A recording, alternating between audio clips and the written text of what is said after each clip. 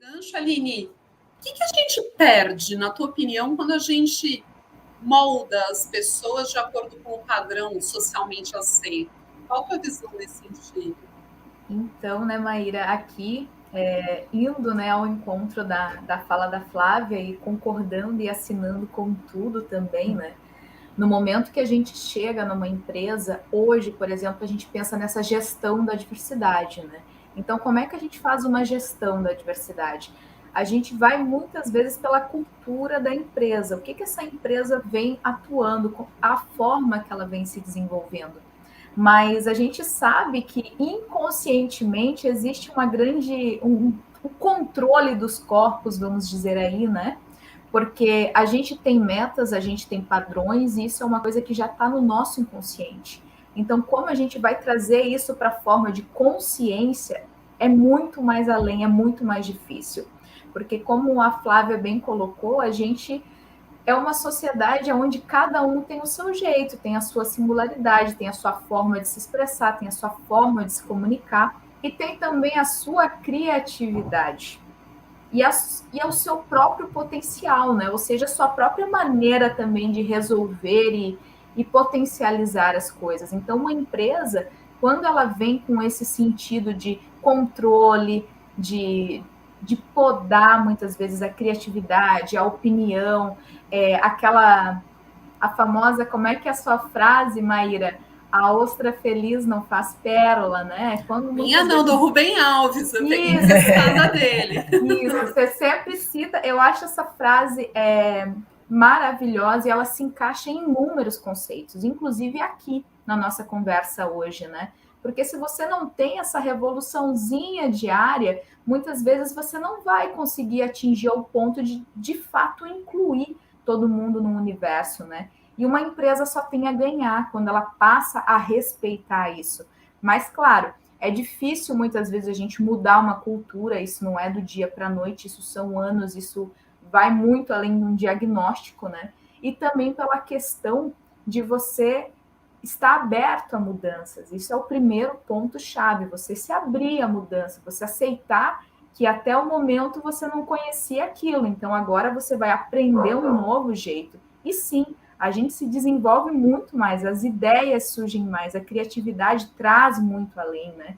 E hoje está aí o nosso capitalismo consciente provando que é as relações humanas que fazem a coisa acontecer de fato, né? Eu queria que o público soubesse de onde vem essa paixão, aonde foi a fagulha de interesse para esse tema, fagulha que não foi fagulha porque eu sei, foi um vulcão, né, no caso das duas, mas da onde vem esse desejo, né, de buscar a inclusão da diversidade?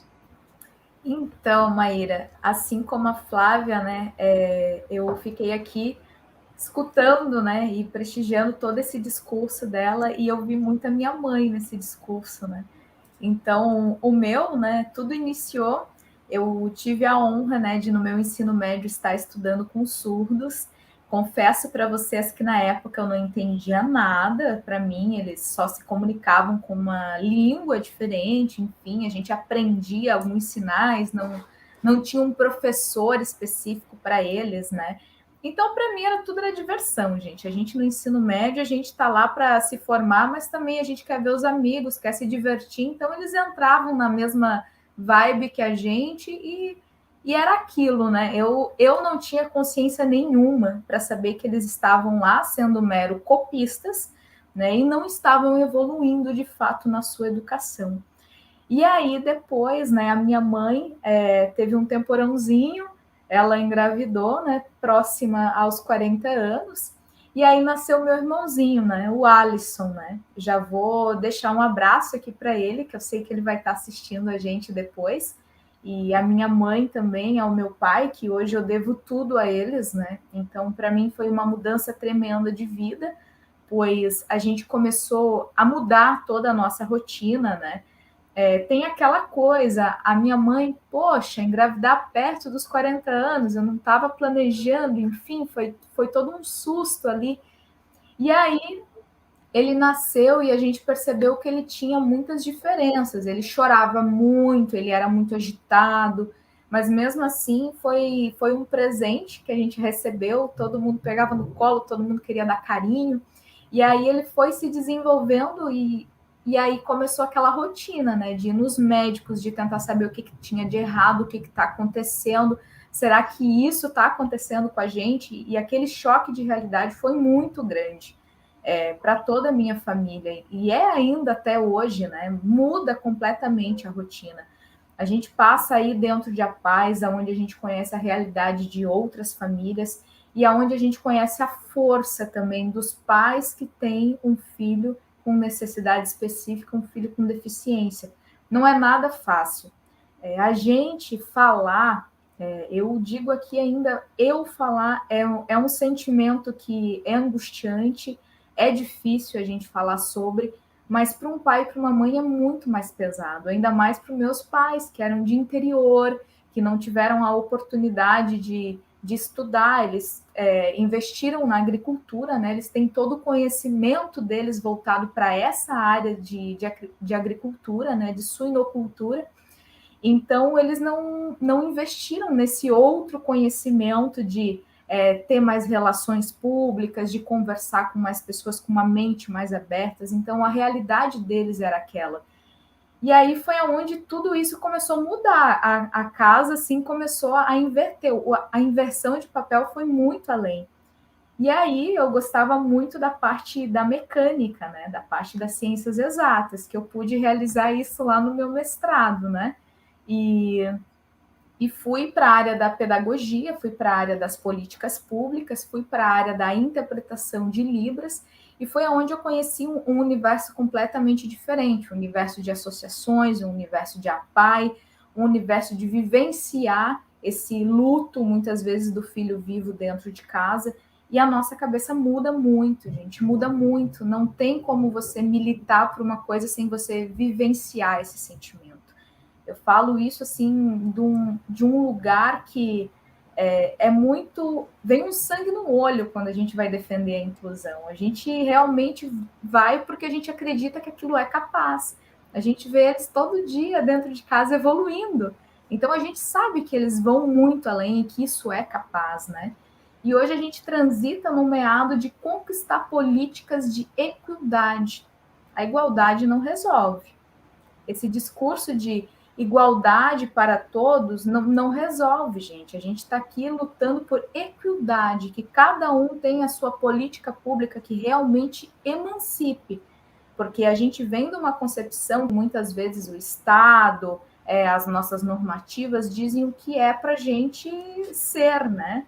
O que é felicidade para a gente, e não é isso. A gente que tem que saber o que é de fato felicidade, o que vai fazer a gente feliz, o que vai nos emancipar também. Essa questão do controle, como a gente trouxe no início, essa questão de eu saber o que é melhor para a Maíra, não, quem tem que me dizer o que é melhor para ela é ela mesma. Assim, acredito que a Flávia também vive muito isso, né, de lutar contra essa imposição das pessoas dizerem o que é melhor e o que não é melhor. Então, essa questão da política pública de equidade é um tema assim que, para mim, é o essencial, é a base de pensar num universo mais inclusivo e mais empático. Né? Mas te ouvindo, Flá, me veio aqui um questionamento que é, se eu tenho um olhar de que somos todos iguais, a Aline já nos disse que não é uma questão de igualdade, sim de equidade, ok. Mas se eu tenho esse olhar de igualdade, o que já é até uma evolução diante do contexto que a gente se apresenta, eu não posso ser omissa e negligente na relação com uma pessoa que, sim, também precisa de uma estrutura específica, precisa de um acesso especial, precisa. Nomenclatura que a Aline usa, né? Necessidades especiais. Estou pensando no outro extremo do viés, né? Então eu posso também me comportar no sentido de que tá bom, então se estamos de igual para igual, eu vou ter o mesmo nível de exigência. Esse não é um risco quando a gente olha também para essas questões. Tá bom, quando eu neutralizo o viés, eu posso cair numa vala comum de tratar todo mundo igualmente. Que risco a gente enxerga nessa relação também, porque não é só trabalhar o viés? É entender qual a parte que me cabe para a inclusão do outro, né? O que eu preciso proativamente também oferecer nessa relação. Como é que sai dessa encruzilhada? Então, né, Maíra, isso eu conjugo como sendo bem difícil a gente ser neutro. Uma pessoa neutra não muda a sua realidade, né? Eu acho que é bem complicado você ser neutro politicamente, você ser neutro através de escolhas. Sempre quando você acorda, todo dia de manhã, você tem inúmeras escolhas. Então, você já não está sendo neutro, você está pendendo para algumas escolhas que você acredita que é certo. Agora, muitas vezes, quando eu estou numa empresa ou eu estou num ambiente onde tem pessoas com deficiência que eu tenho que visar se elas estão bem, se elas estão sendo de fato incluídas, a minha neutralidade vai atrapalhar e muito. Por exemplo, se eu vejo um crime, será que eu devo ser neutro? Uma pessoa pode morrer pela minha neutralidade. Então, eu acredito que a palavra neutralidade nem sempre ela é a melhor palavra para a gente usar e ir ao encontro também do que ela significa de fato. Porque se hoje a gente tivesse uma sociedade que pelo menos tratasse, né, como você bem colocou, Maíra, de forma igual às pessoas, a gente não precisaria estar aqui militando por inclusão, né, Flávia? A gente já estaria militando por um outro ponto. Então, se isso tem toda essa bagagem historicamente, a gente já evoluiu muito. Imagina, a gente vinha de uma época que as pessoas eram segregadas, elas eram mortas, elas eram jogadas de penhascos. A gente passou pelo momento que elas foram inseridas. E acredito que muitas escolas estão vivendo esse período ainda, empresas também. Inserir aquele sujeito lá. Mas incluir, de fato, é uma outra história, que aí a neutralidade talvez não vai ajudar a realmente incluir aquele cara, e sim inserir ele naquele ambiente, né? Olha só, lembrei de um programa antigo do Geralmente Quinta-feira, que eles traziam um bode para a sala, né? Eu vou trazer o bode aqui agora. Então, tem uma famosa pergunta que a gente sempre deve fazer, né? E se fosse eu? E se eu fosse surdo? Se eu fosse cego? Se eu fosse cadeirante? Está sendo de acordo a inclusão que eu estou fazendo com o meu próximo? Eu acho que essa pergunta ela vai ao encontro do que a gente está falando, né? De todo esse discurso. O que é equidade? Igualdade, beleza, ele vai ser tratado como eu, mas ele é surdo. Se vir uma pessoa aqui explicar tudo isso sem ter a intérprete aqui embaixo, vai entender? Não vai. Então, e se fosse comigo? Tá bom o que eu estou ofertando? Eu acho que é uma pergunta assim que a gente se faz todo dia. É caro incluir, gente? Isso é lenda ou é fato? Depende. Por que você não pensou no projeto arquitetônico quando foi fazer o prédio? Não seria caro fazer uma rampa, fazer um corredor acessível para um cadeirante ou para uma pessoa com muleta, grávida, idoso também precisa de inclusão. Se você pensar antes de fazer a coisa, não é caro.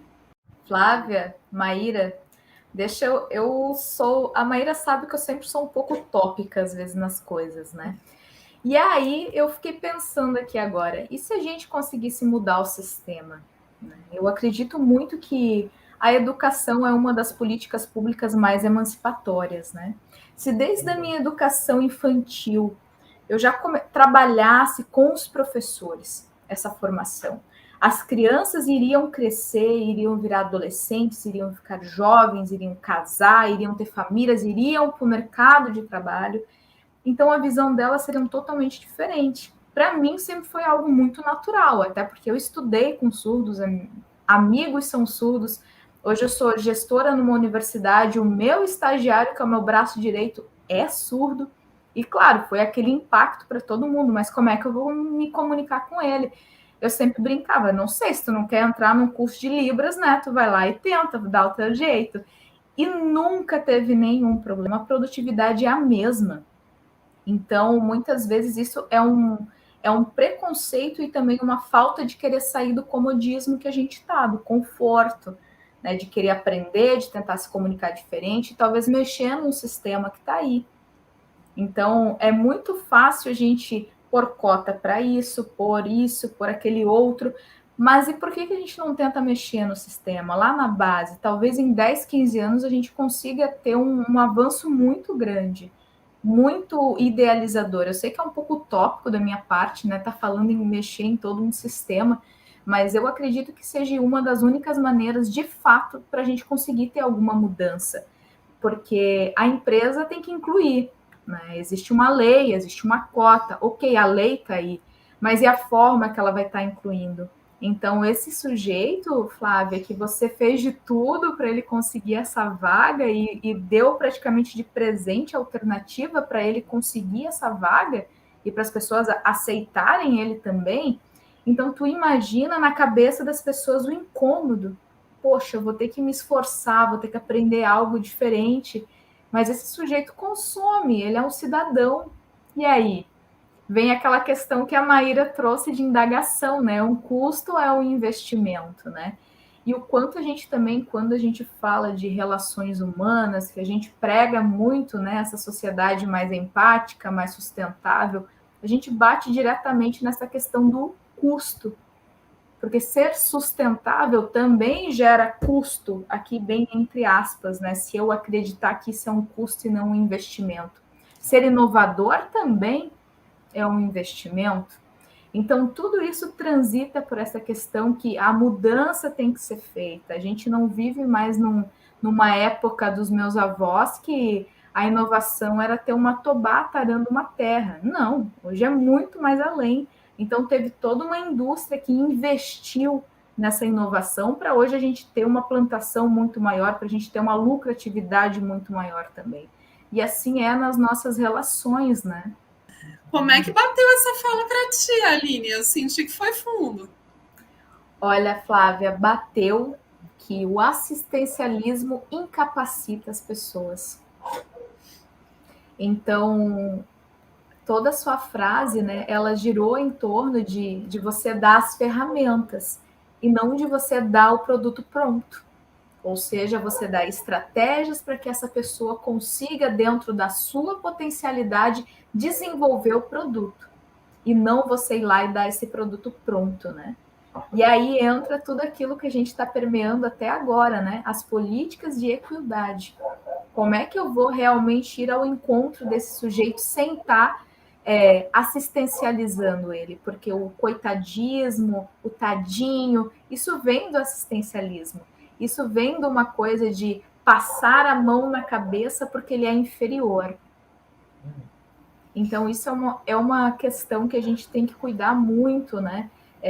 Claro, a Flávia faz isso todo dia, de se policiar, assim como eu, né? Às vezes é normal a gente chegar num ambiente de empresa, a gente vai trabalhar essa questão da diversidade e a gente pensa, né? Poxa, colocar o sujeito surdo que usa aparelho lá no lugar mais barulhento, aquela cabeça dele deve estar um turbilhão de coisa. Aí vem a palavra tá, não é, tadinho. Ele só tem que ter uma mudança, ele só tem que sair dali, ele tem que ir para um outro lugar onde ele consiga trabalhar mais concentrado, mesmo sendo essa questão do visual. Então, isso é uma coisa que é difícil a gente tirar do vocabulário da gente. Eu não vou dizer que eu nunca usei essas palavras, eu já usei. Mas hoje, quando ela vem, peraí, que isso aí tá lá no inconsciente, gente. Vamos vir para a consciência, vamos ver que isso é assistencialismo, vamos ver que eu estou incapacitando outra pessoa, não é certo. Então, trata da gente mudar essa concepção que já está dentro da gente também, né? E, Flávia, eu concordo com tudo que tu falou. A gente não tem que tirar as possibilidades das crianças. Pelo contrário, a gente tem que parar e deixar que elas nos digam o que elas realmente querem. Né? É bem diferente, né, Maíra, o termo. Sim. E aí vem aquilo que a Flávia está falando aqui desde o início, ó, o julgamento. Né? Então, é claro, eu não vou mudar o meu vocabulário, eu não vou entrar nessa espécie de blindagem, mas eu vou parar para analisar os julgamentos que tem dentro dessa minha frase. Porque, tadinho da Maíra, ela nem almoçou hoje ainda. Ok, mas o que eu falei não tem uma bagagem histórica. não tem uma militância envolvida, não tem pessoas que estão sofrendo com esse coitadismo, né? Então entra muito essa questão que a Flávia ressaltou e muito bem aqui, que é a questão do julgamento, né? Então, eu não posso também levar. A gente fala hoje, né? Os jovens, eu vou me citar aqui já como de uma outra esfera, né, gente? A questão do mimimi. Gente, não é um mimimi. É a questão de como você está se posicionando. Sim, existe pessoas que, poxa, coitada, não almoçou, não tomou café. Mas espera aí. E essas pessoas que você está julgando como coitada, que tem todo um histórico aí de 1000 anos atrás. Então, como eu estou chegando nessas pessoas? Qual é o meu julgamento? E também você fazer um exame de consciência, isso é bom, isso desperta autoconhecimento. Muitas vezes o que você fala socialmente diz muito mais sobre você do que o seu próximo. É a barreira que você põe, ele não vai conseguir desenvolver esse trabalho. Diz sobre você, não sobre a pessoa. Como é que eu vou falar uma coisa se eu nem vi se ele consegue desenvolver ou não consegue, se ele tem potencialidade para isso? Às vezes nem eu consigo desenvolver. Então, diz muito mais sobre a minha opinião, sobre a minha consciência, sobre o meu autoconhecimento, sobre do que o meu próximo, né? E Aline, tua dica, como é que a gente enxerga mais potência além da deficiência? Maíra, a Flávia já respondeu tudo, né? Mas eu quero trazer um exemplo que eu sei que... vamos pegar o Rei Pelé aqui. Pegar um cara sensacional para usar como exemplo. Ele jogava como atacante, correto? E ele ficou conhecido como o rei do futebol, enfim, por fazer inúmeros gols, por trazer a Copa para a gente, enfim. Mas e se a gente tivesse 11 Pelés? Um Pelé zagueiro, um Pelé goleiro, enfim, um centroavante. Será que a gente conseguiria ganhar a Copa? Né? Vai ao encontro daquilo que a Flávia falou. A gente precisa da diferença para construir, de fato, um time potente. Se eu tiver 5 Alines trabalhando comigo, eu não vou mudar em nada, vai ser todo dia a mesma coisa. Então, isso que eu quis trazer, né, com essa questão. E se fosse 11 Pelés no único time, né? Será que a gente realmente ganharia a Copa? Porque aí eu trago, né, o meu amorzinho platônico, que é Bauman, né? Que a gente vive nesse mundo líquido agora de ter que se adaptar rápido, de ter que mudar. São pequenas revoluções diárias, todos os dias. Então, todo dia eu vou levantar, eu vou ter uma posição diferente, eu vou me autoconhecer melhor, eu vou mudar a minha consciência, eu vou assistir geralmente quinta-feira, que tem um monte de dicas de expansão de consciência, e aí sim eu vou fazer a minha pequena revolução diária para ter uma sociedade melhor e mais empática. Então, eu acredito que essa seja, de fato, a essência da coisa, né? Ninguém igual a eu vai construir algo melhor, e sim uma pessoa que talvez seja o meu calo no pé. Ela vai fazer eu perceber uma coisinha que não está legal em mim, através daquela atitude dela, e aí sim eu vou fazer a minha pequena revolução diária, né? De mudança, de autoconhecimento.